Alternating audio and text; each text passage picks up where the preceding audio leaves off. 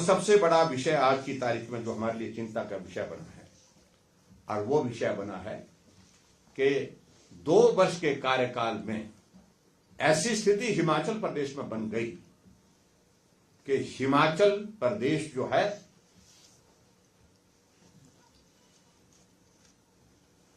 Himachal for sale,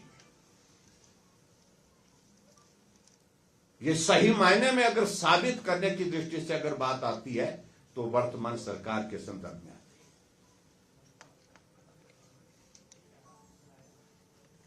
court का एक फैसला आता है, उस फैसले के मुताबिक एक कंपनी को अपफ्रंट प्रीमियम का जो पैसा 64 करोड़ रुपए वो ना देने की वजह से, और शायद ये 13 जनवरी 2023 को ये फैसला आ चुका था, लेकिन जब एग्जीक्यूशन के लिए ये फैसला लगा तो उसमें कोर्ट का फैसला आता है, उसमें हिमाचल भवन जो हिमाचल प्रदेश का सम्मान का प्रतीक है, हिमाचल प्रदेश के लोगों का दिल है, हिमाचल के लोगों की वो पहचान है दिल्ली में, राजधानी में, उसको ही गिरवी रखने की परिस्थिति बन गई, उसको ही नीलाम करने की परिस्थिति बन गई, उसको अटैच कर दिया गया।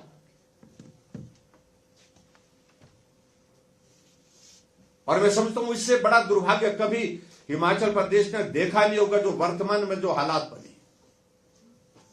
हिमाचल भवन जैसी जो प्रेस्टिजियस और बेशकीमती संपदा हिमाचल की, उसको गिरवी रखने की स्थिति आ गई, उसको नीलाम होने की स्थिति आ गई, और उसके बावजूद भी बोल रहे हैं कि कोर्ट का फैसला कोई चोंच नहीं मार सकता है। फैसला कोर्ट का आया है, ये बात ठीक है। उसके बाद आप लोग सब जागरूक हुए। क्या इससे पहले संभव नहीं था?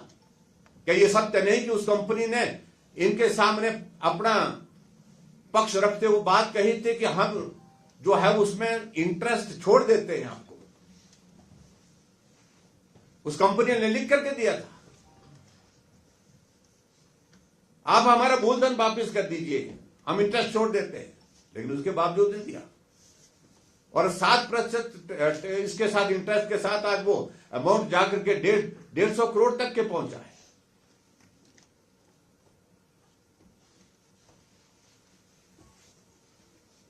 पूरे देश भर में हिमाचल प्रदेश की चर्चा हुई कि आखिरकार ये हिमाचल प्रदेश में फैसले हो के रहे हैं इस प्रकार के, और उसमें भी कह रहे हैं कि भारतीय जनता पार्टी की ये सरकार के दौरान मामला चला था, लेकिन उसके बावजूद क्या सत्य नहीं है कि आपकी सरकार के दौरान 13 जनवरी, शायद डेट में एग्जैक्ट 13 है 23 है, लेकिन जो भी है, लेकिन 2023 को फैसला आपकी सरकार में, तो उस वक्त आप लोगों ने अपना पक्ष रखने के लिए प्रस्तुत करने चाहिए था आपको वकील, जो आप दिल्ली से अपने सीपीएस को बचाने के लिए 50-50 लाख रुपए एक वकील को एक बार के दे रहे हैं।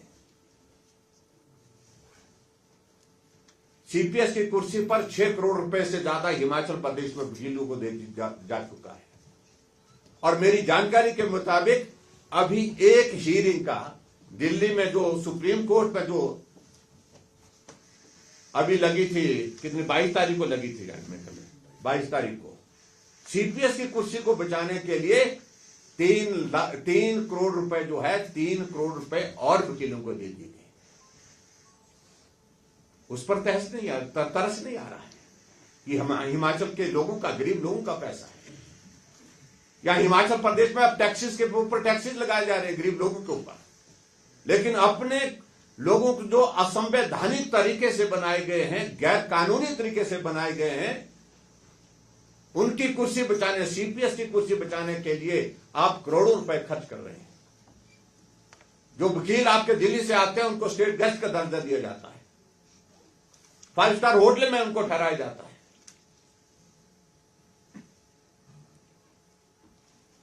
लेकिन उसके बावजूद भी आपके पक्ष में फैसला नहीं आता है। और उसके बाद एक फैसला और आ गया कि हिमाचल प्रदेश में एचपीटीडीसी के 18 होटलों को बंद करने की तारीख 25 तारीख निर्धारित हो गई।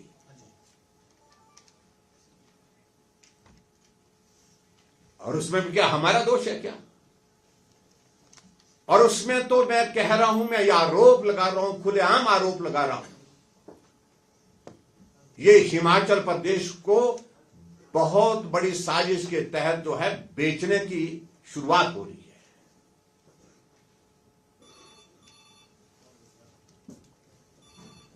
मैं कल एक इंटरव्यू सुन रहा था मुख्यमंत्री जी का, जिसका मैं जिक्र कर रहा हूं, और उस इंटरव्यू में उन्होंने स्वीकार किया कि मैं हिमाचल प्रदेश में जो हमारे लॉस मेकिंग यूनिट्स हैं उनको हमको देना पड़ेगा प्राइवेट कंपनी को। उन्होंने कहा कि प्राइवेट कंपनी को देना चाह रहे हैं, बोलते हाँ देना चाह रहे हैं। और सामानांतर deputy chief minister press conference कर रहे हैं कि हिमाचल प्रदेश में एक भी यूनिट जो है टूरिज्म का हम डिसइन्वेस्टमेंट की तरफ नहीं ले जाएंगे। सरकार है कि तमाशा है? मुख्यमंत्री वहां पर पत्रकारों को इस प्रकार से बोल रहे हैं, और उप मुख्यमंत्री पत्रकारों के बीच में प्रेस कॉन्फ्रेंस करके कि एक भी यूनिट नहीं बेचेंगे, एक भी यूनिट हम प्राइवेट सेक्टर में नहीं देंगे।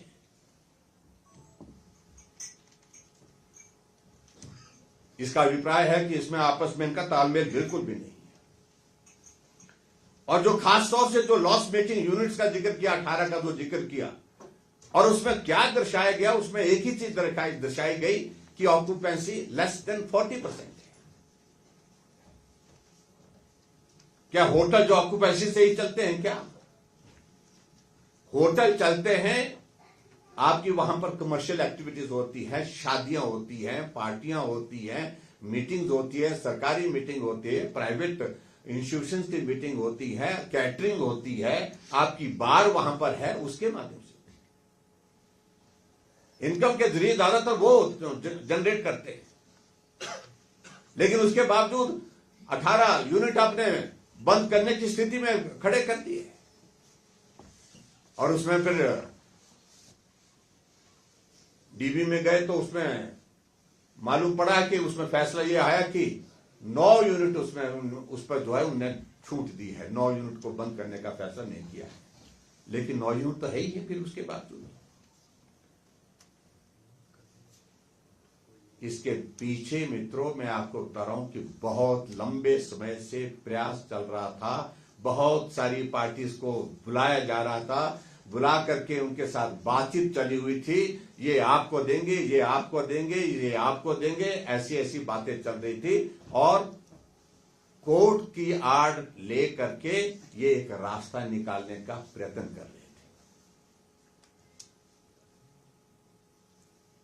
ये हकीकत है, इस बात को स्वीकार करना पड़ेगा।